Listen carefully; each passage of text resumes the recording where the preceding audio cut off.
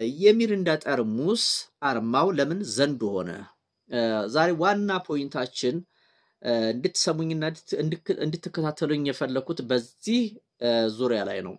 የሚሪንዳ ጠርሙስ አርማው ለምን ዘንዶ ሆነ? ምንድነው ዓላማው? ምንድነው መልእክቱ? ምንድነው ድብቅ ሴራው? በጣም በብዙ መንገድ በብዙ እስራት ውስጥ ያለ ትውልድ የሚያሳዝን ትውልድ አለ። የሚያሳዝን ትውልድ አለ። ሳያውቅ ዝም ብሎ የሚነዳ እንደ በግ የሚነዳ ምን ችግር አለው እያለ ነገር ግን ህይወቱ በችግር ውስጥ በችግር አዙሪት ውስጥ የወደቀ ምን ችግር አለው ዊግ ትቀጥላለች፣ ምን ችግር አለው ከንፈሯን ትለቀለቃለች፣ ምን ችግር አለው አይኗን ትቀደደባለች፣ ምን ችግር አለው ሱሪ ትለብሳለች፣ ምን ችግር አለው ያጨሳል ይቅማል፣ ምን ችግር አለው ትውልዱ በችግር ውስጥ ነው ያለው። ችግር ውስጥ ሆኖ ምን ችግር አለው የሚል ትውልድ ነው ያለው። ለምን የሚለው ጥያቄ ውስጥ የለም ትውልዱ ማለት ነው። አያችሁ እዚህ ላይ ነው አሁን ችግሩ የተፈጠረው እዚህ ላይ ነው። አረ ይሄ ነገር እኮ ጥሩ አይደለም፣ ምን ችግር አለው ስታካባዱ ነው።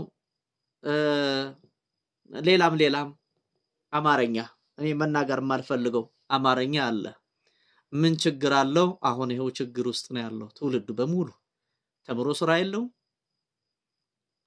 ወጣቱ ጤነኛ አይደለም፣ ጤና የለውም፣ ሰላም የለውም፣ በሁከት ውስጥ ነው ያለው፣ የታፈነ ጩኸት ውስጥ ነው ያለው። ለምን? በዚህ በመናፍስቱ ዓለም ትብተባ ውስጥ ስላለ ከአያት ከቅድማያት የመጣ አለ ብያቸዋለሁ እንደነገርኳችሁ የተዋደ ልጆች።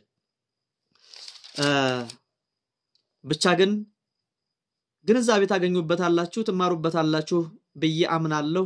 ልቦናችሁን የልቦናችሁን አይን ከገለጣችሁት የልቦናችሁን ጆሮ ካነቃችሁት መስማት ከቻላችሁበት ተነቁበታላችሁ፣ ልጆቻችሁንም ታተርፉበታላችሁ ብዬ አስባለሁኝ አምናለሁ።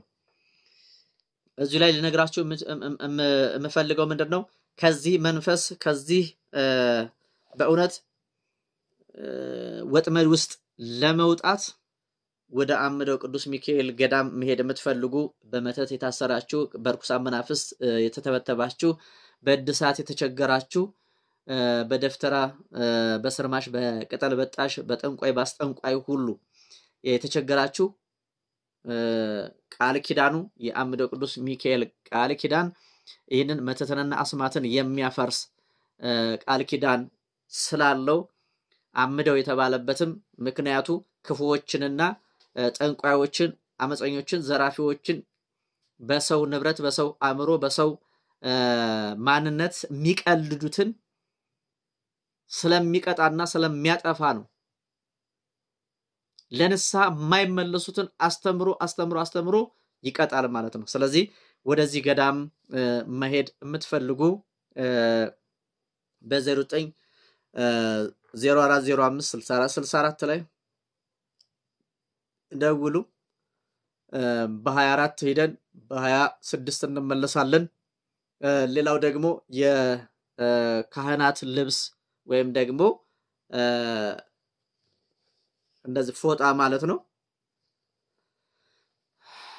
የተወሰነ ስለጎደለን 42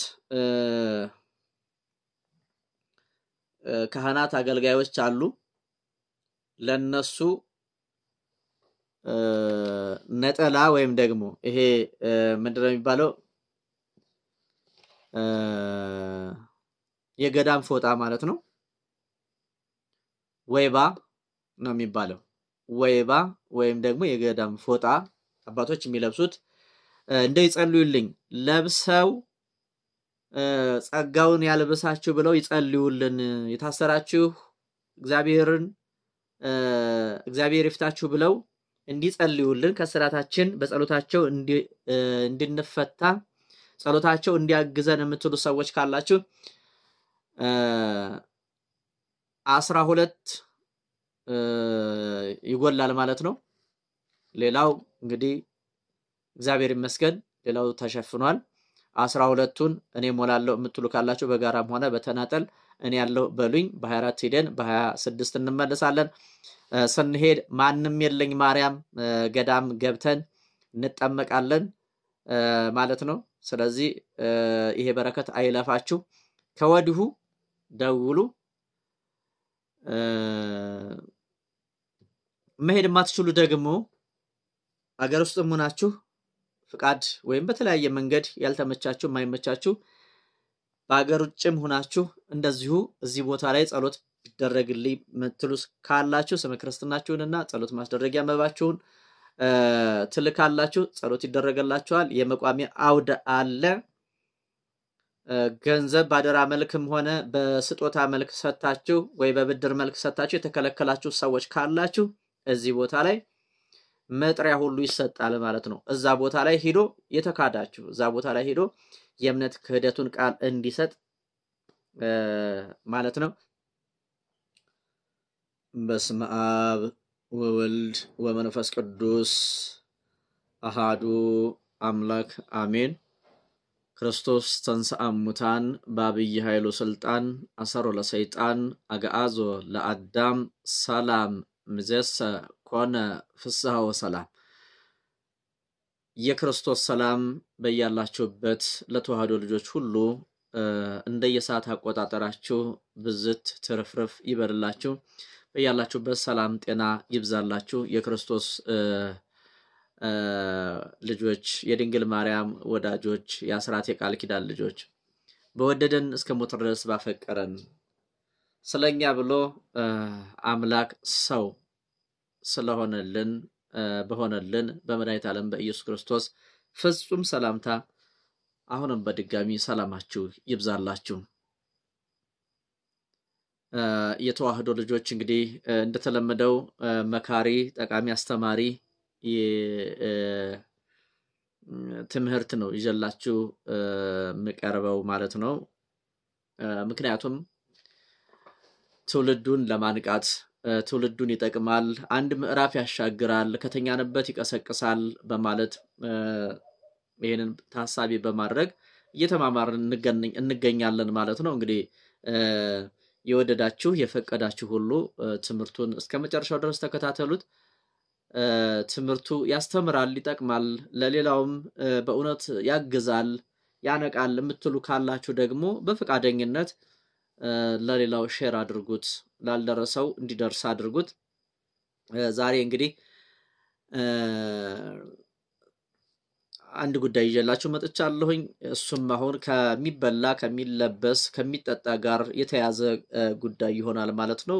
ምክንያቱም ይሄ ነገር ለኔ ሁሉ ጊዜ ጥያቄ ይሆንብኛል ማለት ነው። እንግዲህ ሁላችንም እንደምናውቀው አብዛኞቻችን በሚባል ደረጃ 100% በሚባል ደረጃ ሚሪንዳን ያልጠጣ የለም። እስኪ ዛሬ ስለ ሚሪንዳ እና ስለ ጥቅምና ጉዳቱ ምንድነው? ስለ ሚሪንዳ እንደው ያገኘነው ነው ወይ መብላት ያለብን? በእውነት አስተውለን ነው ወይ? በእውነት ባርከን ነው ወይ? ጸሎት አድርገን ነው ወይ ምን ጠጣው ምን በላው የሚለውንም በዛው አብረን እንመለከታለን ማለት ነው። እግዚአብሔር ጥበብና ማስተዋልን ያድለን። ለኔ ተናጋሪ አንደበትን ለእናንተ ደግሞ ሰሚ ጆሮ አስተዋይ ልቦናን ያድለን፣ ያድላችሁ፣ ያድለኝ። ሚሪንዳ በተለይ ይጠርሙሱ አሁን ነው እንግዲህ ከቅርብ ጊዜ ወዲህ ነገሮች እየተሻሻሉ ሲመጡ ሚሪንዳ በሃይላንድ አለ፣ ሚሪንዳ የጠርሙሱ አለ ማለት ነው። ዘንዶ በተፈጥሮ እንግዲህ ዘንዶ ወዳለሁ የሚለኝ ሰው ሊኖር አይችልም። ምክንያቱም በተለይ እኛ ኢትዮጵያውያን እንኳን ዘንዶ አይጥ ሲያልፍ እናቴ ድረሽ ብሎ የሚሮጥ ሰው አለ። ይሄን ሁላችሁም ታውቁታላችሁ ማለት ነው። አይጥ የማይወድ ሰው አለ። እባብ ደግሞ ስሙ ሲጠራ ሁሉ የማይወድ ሰው አለ ጭራሽ ማለት ነው። እንኳን አይደለም ባካል ያው ግን እኔና እናንተ በገንዘባችን ገዝተን ጠርሙሱ ላይ ያለውን የዘንዶ ቅርጽ በእጃችን ይዘን እንጥጣለን ማለት ነው። ምንድነው ዓላማው? ለምንድነው እንደዛ የተደረገበት ዋና ምክንያቱ የሚሉን አጠር አድርገን ስንመለከት ብቻ ግን በአጠቃላይ ይሄ የዘንዶ መንፈስ ትውልዱን ሀገራችንን እና ኢትዮጵያውያንን አዘቅት ውስጥ የሚከት ትውልዱን የሚያሽመደምድ ትውልዱ ሰላም እንዲያጣ ለመናፍስቱ ዓለም የተገበረ በባለ ሀብቶች እኔ በጣም ይገርመኛል። ለምንድነው ማናስተውለው ነው? አሁን ምን ተጠቀመው ነገር በቃ ስሙ ሲጠራ ምን ፈራው ነገር እኛ ደግሞ ቅርጽ ተሰርቶለት ያንን በገንዘባችን ከፍለን ስንጠጣ ያ የዘንዶ መንፈስ ያደረበትን መጠጥ ስንጠጣ ትውልዱ ለምን በሽተኛ ሆነ? ትውልዱ ለምን መና ሆነ? ትውልዱ ለምን ስደተኛ ሆነ? አገራችን ለምን እንደዚህ ሆነች? በጣም የሚገርም እኮ ነው። ዘንዶ በመጽሐፍ ቅዱስ ውስጥ ምንድነው ድርሻው? ምን እየተባለ ይጠራል? እኔና እናንተስ በእውነት አሁን ጤነኛ ትውልድ አለ ወይ? እኔ ሳውቅ እንግዲህ እኔ ስለሚሪንዳ ሳውቅ እናንተም ደግሞ አብዛኞቻችሁ ታውቃላችሁ። በፊት ኖርማል ጠርሙስ ነበረ ሚሪንዳ 2 ብር እና 3 ብር በነበረበት ጊዜ አይደለ 2 ብር 3 ብር በነበረበት ጊዜ በዛን ጊዜ ይሄ አርማ አልነበረም። አሁን ለምን በገሃድ ወጣ? በፊት የሚነገር አንዳንድ ሹክሹክታ ነበረ፣ ይታማ ነበረ። አሁን ደግሞ በገሃድና በይፋ ወጥቷል። የምታዩት ነገር ነው ማለት ነው። ጠርሙሱ ላይ ዘንዶ ተጠምጥሞበት ታዩታላችሁ። ዘንዶ ማለት ምን ማለት ነው? ዘንዶ ማለት በአጠቃላይ የሰይጣን ማደሪያ ማለት ነው። ሰይጣን ማለት ነው። ሰይጣን የሚገለገልበት ማለት ነው። ስለዚህ አሁን ትውልዱ በዚህ ህይወት ውስጥ ነው ያለው። ሰዎች የሚዲያ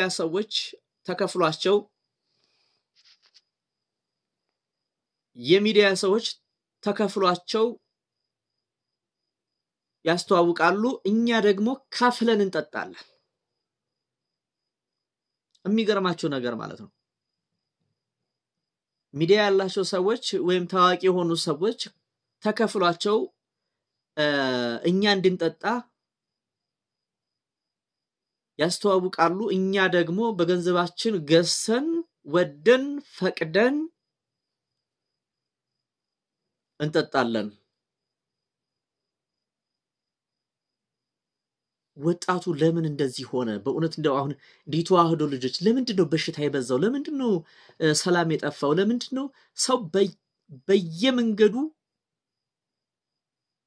ኩላሊት ኢንፌክሽን፣ ኩላሊት ዳያሊሲስ፣ ስኳር፣ ግፊት እየተባለ ሰው በተለያየ የመናፍስቱ ዓለም ተጠምዶ ታስሮ ታንቆ ነው ያለው። ይሄንን አይተን እንኳን ለምን ይሄ ነገር ሆነ ብለን እኛ ኢትዮጵያውያን አብዛኞቻችን ማለት ነው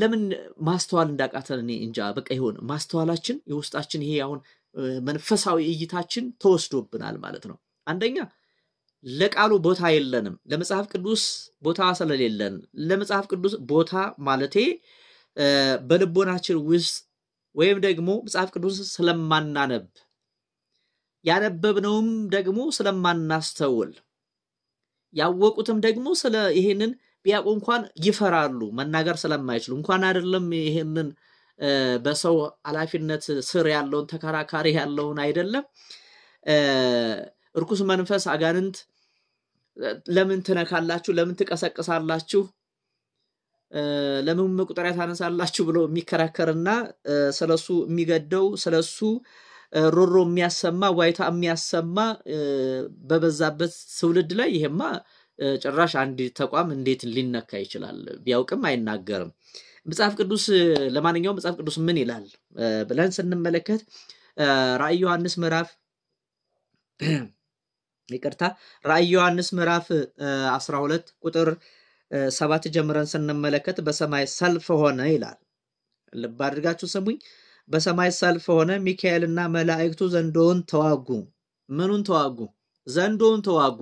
ዘንዶው እንግዲህ የሚባለው የሰው ልጅ ጥላት ነው። የሱ ጥላቻ የሱ ክፋት ከላይ ከሰማይ ነው። ከሰማይ ነው። ከእግዚአብሔር ጋር ነው ጸብ የጀመረው ማለት ነው። ከፈጠረው ጋር ነው ጸብ የጀመረው ማለት ነው። ከዛን በኋላ ያ ዘንዶ ወደ ምድር ተጥሏል። ወደ ምድር የተጣለው ዘንዶ ሰይጣን፣ ዲያብሎስ፣ እባብ እየተባለ የሚጠራው እርኩስ መንፈስ አሁንም ዛሬም ትውልዱን ባንድም በሌላም የራሱን ሰዎች በማዘጋጀት ምንም የማናውቀውን በገንዘባችን ከፍለን ወደን ፈቅደን ወደ ራሳችን እያስገባ ነው ያለው። አባቶቻችን በጨሌ እኛ ደግሞ ዛሬ በማናስተውላቸው ማስተዋል ተነስቶናል። ህዝቡ እንዳይነቃ፣ ወጣቱ እንዳይነቃ፣ ሰው እንዳይነቃ የተደረገበት የተጣለበት አዚም አለ። በዛ አዚም ውስጥ ወድቆ ተይዞ ተተብትቦ ያለ ትውልድ ነው ያለው ማለት ነው። በሰማይ ሰልፍ ሆነ፣ ሚካኤልና መላእክቱ ዘንዶውን ተዋጉ። ዘንዶውን ከመላእክቱ ጋር ተዋጋ ይላል፣ አልቻላቸውም። ከዚያም ወዳ በሰማይ ሰልፍ በሰማይ ስፍራ አልተገኘላቸውም። በሰማይ ስፍራ አልተገኘላቸውም። ዓለሙንም ሁሉ የሚያስተው ዲያብሎስና ሰይጣን የሚባለው ታላቁ ዘንዶ አለ። እርሱም የቀደመው እባብ ተጣለ፣ ወደ ምድርም ተጣለ። መላእክቱም ከእርሱ ጋር ተጣሉ፣ ግብረ አበሮቹ ማለት ነው። ታላቅም ድምፅ በሰማይ ሰማው ይላል ባለራእዩ ቅዱስ ዮሐንስ። ይህንን ምዕራፍ የምታነቡልኝ ራእይ ዮሐንስ ምዕራፍ 12 ቁጥር 1 እስከ 16 ያለውን ኃይለ ቃል ተመልከቱት። ከዛም በኋላ ለምድርና ለባህር ከላይ የተጣለው ዘንዶ እባብ ሰይጣን እየተባለ የሚጠራው ዲያብሎስና ማደሪያው ማለት ነው። ለምድርና ለባህር ወዮላቸው፣ ዲያብሎስ ጥቂት ዘመን እንዳለው አውቆ በታላቅ ቁጣ ወደ እናንተ ወርዷልና ይላል። ይገርማል። አሁን ህዝቤ ገንዘቡን አውጥቶ በሚጠጣው፣ በሚበላው፣ በሚለብሰው ሁሉም ተበክሏል፣ ሁሉም ተይዟል። ይህ ትውልድ የተፈረደበት፣ ይህ ትውልድ ሞት የተፈረደበት፣ ውርደት የተፈረደበት፣ ስቃይ የተፈረደበት ህዝብ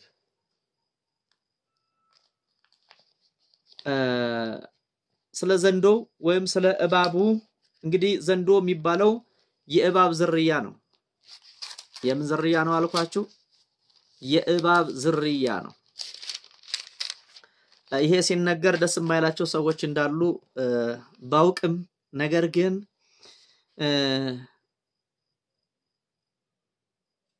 መደበቅ አልችልም። የተነገረው ለሁሉም ነው፣ የሚሰማው ውስን ሰው ነው።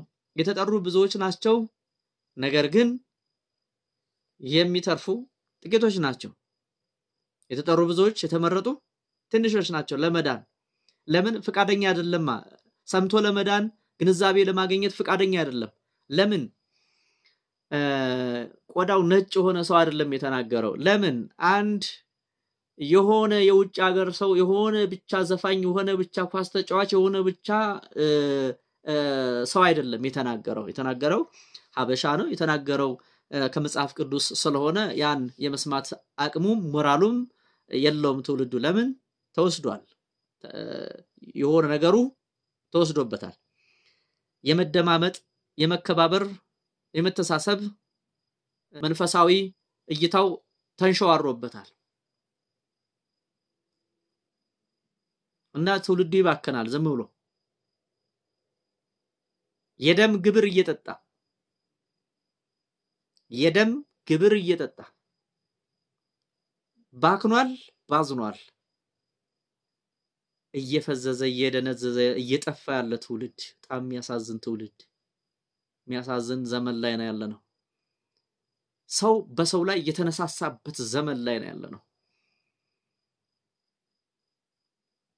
መጽሐፍ ቅዱስ አሁንም እንደዚህ ይላል ኦሪት ዘፍጥረት ምዕራፍ 3 ቁጥር 1 እስከ 16 እስካሁን የተመለከትነው ራእይ ዮሐንስ ምዕራፍ 12 ቁጥር 7 እስከ 16 ተመልክተናል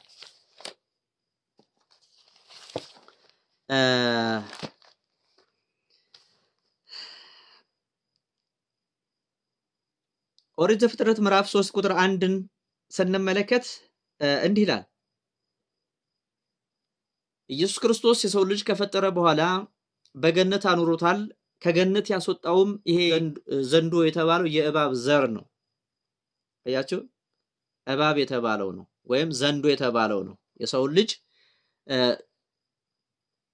በእባብ ገላ ምን ገብቷል ሰይጣን ገብቷል ማለት ነው ማደሪያው ወይም ደግሞ ማህደሩ ነው ማለት ነው ስለዚህ ሰው ላይ አድሮ ክፉ ነገር የሚያሰራብን ክፉ ነገር እኛ ላይ ሰዎች እንዲያስቡ የሚያደርገው ሰይጣን ዳቢሎስ በሰው ላይ ሲያድር ነው አያችሁ መንፈስ ቅዱስ በሰው ላይ እንደሚያድር ሁሉ እርኩስ መንፈስም በሰው ላይ ምን ያደርጋል ምን ይላል ማለት ነው ያድራል ማለት ነው ክፉ ሰዎች ላይ ያድራል ቃኤል ላይ ያደረው እርኩስ መንፈስ ወይም ደግሞ የሰይጣን የዳቢሎስ የሰይጣን መንፈስ ነበር ሰይጣን ነበር አቤል ላይ አድሮበት የነበረው የአቤል ልቦና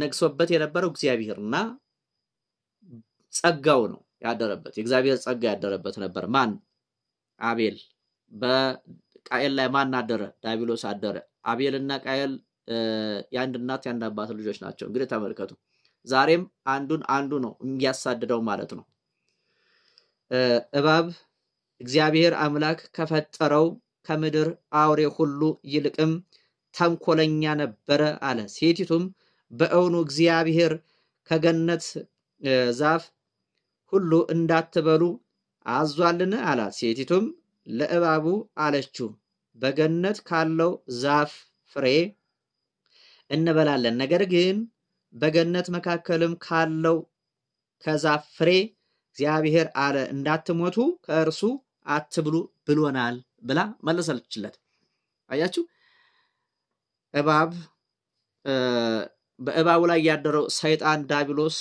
ምንድነው ያለው ሞትን ሳትሞቱም እንደርሱ አምላክ እንዳትሆኑ ስለሚያውቅ ነው እንጂ ይሄንን ብትበሉ አምላክ ትሆናላችሁ ብሎ ምን ይላት ነበር ማለት ነው የሐሰት ስብከት ይሰብካት ነበር ዛሬም የሐሰት ስብከት እኛን ሚጠቅም በሚመስል መልኩ ቀርቦልናል ማለት ነው በሽልማት ቀርብልናል ሰው ተወዳድሮ ሰው በሂሳብ ብልጫ አድርጎ ልዩ ክፍያ ከፍሎ እንዲጠጣ የተደረገበት በጣም ያሳዝናል እና ይሄንን የመጽሐፍ ቅዱስ ክፍል እስከ መጨረሻው ድረስ ተመልከቱት ኦሪት ዘፍጥረት ምዕራፍ 3 ቁጥር 1 እስከ 16 ያለውን ተመልከቱት ባንተና በሴቲቱ መካከል በዘርህና በዘሯ መካከል ጥላትነትን አደርጋለሁ አለ እርሱ ራስህን ይቀጠቅጣል አንተም ሰኮናውን ትቀጠቅጣለህ እያለ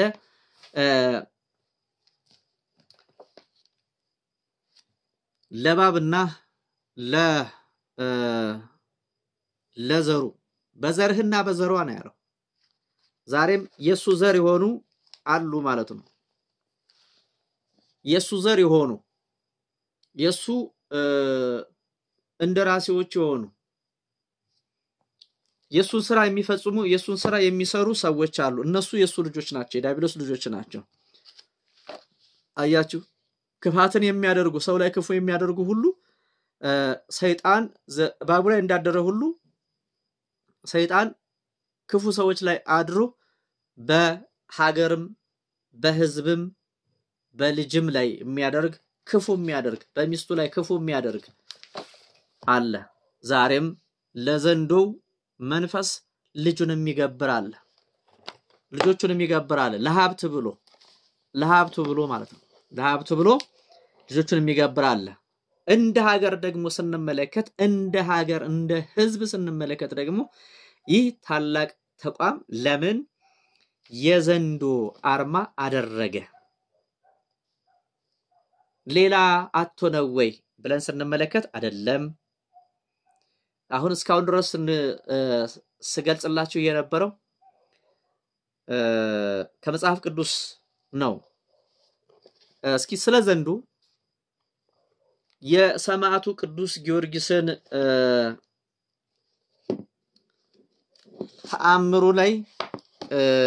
ተአምሩ መግቢያ ላይ ብንመለከት እንዲህ የሚል ኃይለ ቃል እናገኛለን። ስለ ዘንዶ ማለት ነው። የብሔሩት ሀገር ሰዎችም ድራጎን በሚባል ዘንዶ ያመልኩ ነበር። ይኸውልኝ ስሙልኝ እንግዲህ ይህ ዘንዶ ለምንድነው ጠርሙስ ላይ የተደረገው? ያ የሚያመልከው አካል አንግሶታል፣ እውቅና ሰጥቶታል። አያችሁ፣ በህዝቡ ዘንድ እውቅና ሰጥቶታል።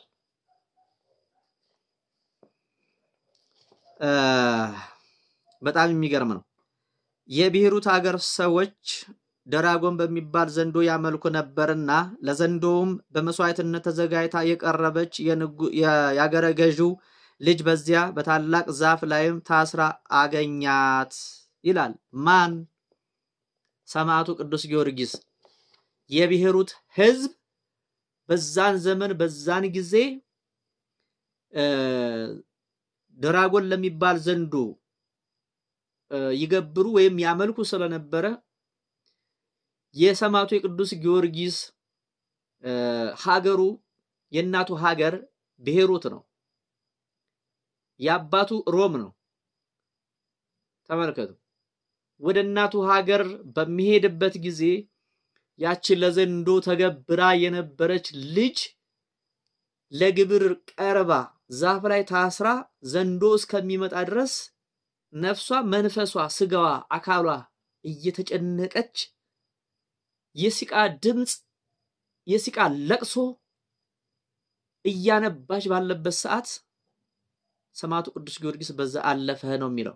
ዛሬ በእውነት የሲቃ ድምጽ የሲቃ ለቅሶ ኑሮ ራሱ በቃ ሲቃ የሆነበት ትውልድ የለም።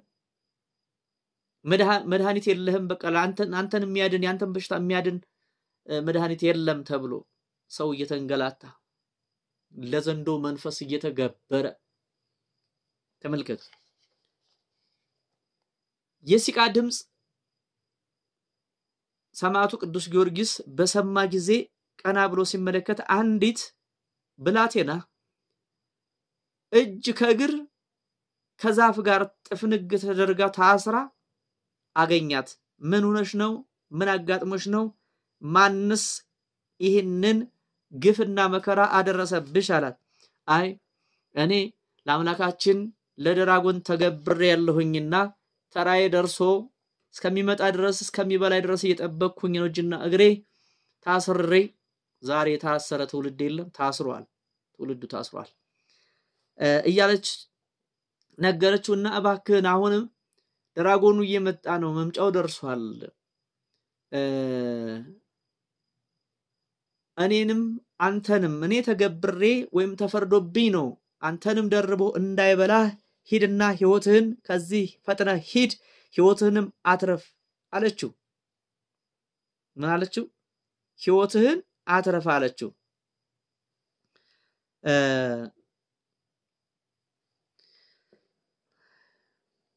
እንዲህ ይላል። ይህም ድራጎን እንደ አሞራ ክንፍ፣ እንደ ውሻ ጆሮ፣ እንደ ፍየል ጢም፣ እንደ አንበሳ እግርና ጥፍርም እንደ አዞም ጥርስ ያለው ሆኖ በአየር ላይ እንደ ንስር ይበራል፣ በመሬት ላይ እንደ በቅሎ ይሰግራል። እንደ ልማዱም የተዘጋጀለትን መስዋዕት ወይም ግብር ለመቀበልም ወደ ልጅቷ በመጣ ጊዜ ጌታዬ ሆይ እኔ ተዘጋጅቼ ያለሁት ይህ ተራራ አህሎ ለሚመጣው ደራጎን ወይም አምላካችን ስለሆነ አንተን ደርቦ እንዳይበላህ ፈጥነ ከዚህ ሂድና ሕይወትህን አትርፍ አለችው። እሱም ይሄንን ሰይጣን ያደረበትን ከይሲ አላት። ምን ያደረበትን? ሰይጣን ያደረበትን ከይሲ። ስለዚህ እኛ አሁን እየጠጣን ያለነው ሰይጣን ያደረበትን ለሰይጣን የተገበረለትን የሰይጣን ግብር ነው ማለት ነው። ውስጡ ላይ ደግሞ ምን እንደሚጨመርበት እንግዲህ እኛ አናውቅም። ብቻ ራሳችንን እናድን ነው። በጌታዬ በኢየሱስ ክርስቶስ ኃይል እቋቋመዋለሁ አላት። ስመለከትህ አለች። እሷም ስመለከትህ ጽም እንኳን ያላወጣህ ሕፃን ነህ፣ የመላ ብሔሩትን ሕዝብ አምላክ እንዴት ለመቋቋም ትችላለህ እያለች በሚነጋገሩበት ወቅት ደራጎኑ ድንገት ደርሶ መርዙን ሊረጭበት ሲል ፈጣኑ ወጣት ቅዱስ ጊዮርጊስም በስመ አብ ወወልድ ወመንፈስ ቅዱስ አሐዱ አምላክ ብሎ ቢያማትብበት መርዙ ከሸፈ፣ ተዝለፍልፎ ተጥመልምሎ ወደቀ ይላል። ይህ ማለት እንግዲህ አሁን እሷ እንደ ልጅ እኮ ነህ፣ እንዴት እሱን ተቋቋመዋለህ? እንዴት ከሱ ጋር ትታገላለህ? ገና ብላቴና ክንዲህ ያልጠነከረ ወጣት ልጅን እኮ ነህ እያለች ትለው ነበረ። እሷም ለሱ አዘነችለት። ተመልከቱ፣ አሁን መተዛዘን የለም፣ መጨካከን ነግሶ መተዛዘን ጠፍቶ ያለበት ዘመን ላይ ነው ያለነው። ያንዱ ሞት ለሌላው እረፍት፣ ያንዱ መጥፋት ለሌላው ግብአት የሆነበት ዘመንና ጊዜ ላይ ነው ያለነው። ሁሉም በየደረጃው ሁሉም በየአቅሙ ኃጢያትን፣ በደልን፣ ክፋትን እያደረገ ያለበት ሁኔታና ጊዜ ላይ ያለነው። በጠርሙሱ ላይ ለምን ዘንዶ ተጠመጠመ? ይህ ሰማዕት ቅዱስ ጊዮርጊስ እንግዲህ እሷ የመሰላት በአቅም በጉልበት የሚታገል ነበር የመሰላት። አይደለም።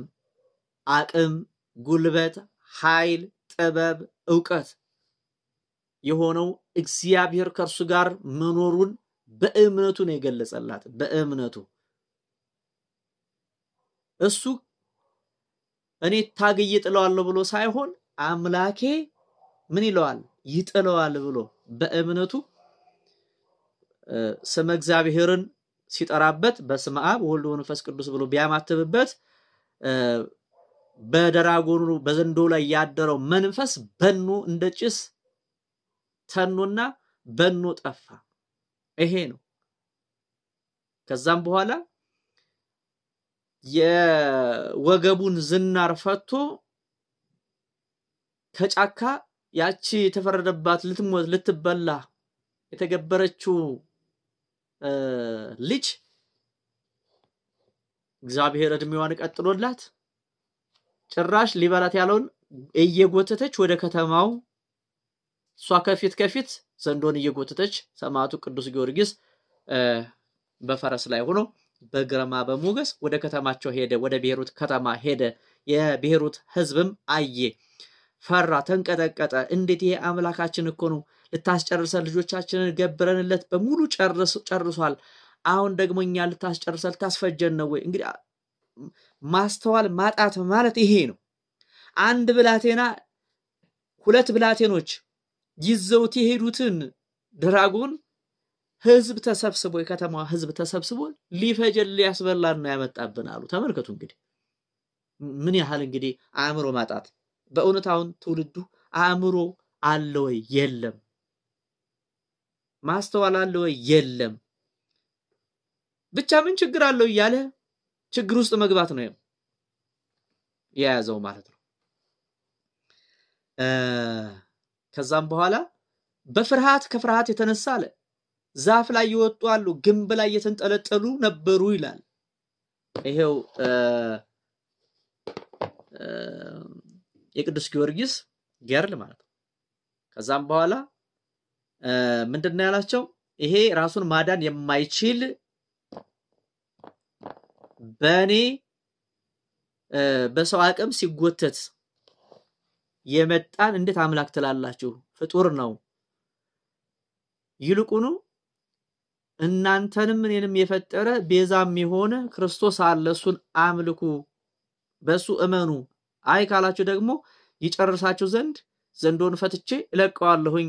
በዚህ ጣዖት እያመለካችሁ ልጆቻችሁን እያስፈጃችሁ የምትኖሩ ከሆነ የክርስቶስ ሕንጻ መፍረስ የለበትም፣ ለጣዖት መገበር የለበትም ነው። ዛሬ ምን መልእክቴ ሰማዕቱ ቅዱስ ጊዮርጊስ እንደዚህ ነው ያላቸው። አይ ዘንዶውን በሞት የምትቀጣልን ከሆነ በአንተ አምላክ እናምናለን፣ እናመልካለን፣ እንጠመቃለን አሉ። በዚህ ተስማምተው ዘንዶውን በሞት ቀጣላቸው። እነሱም ሰማዕቱ ቅዱስ ጊዮርጊስም የአንድ ሀገር ህዝብ በአንድ ጊዜ ምን አለ? ወደ አምላኩ ተመለሰ። ዛሬ ምንና እናንተ እንመለስ ነው።